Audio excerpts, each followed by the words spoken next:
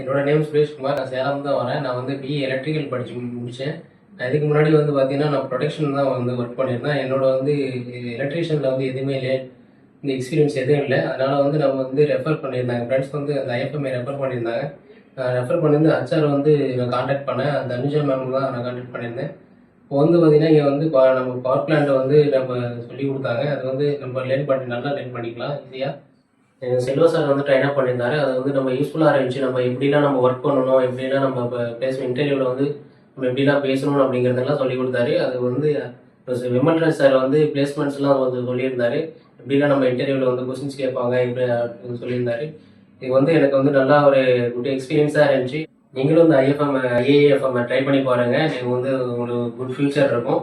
Thanks to ஐஏஎஃப்எம்.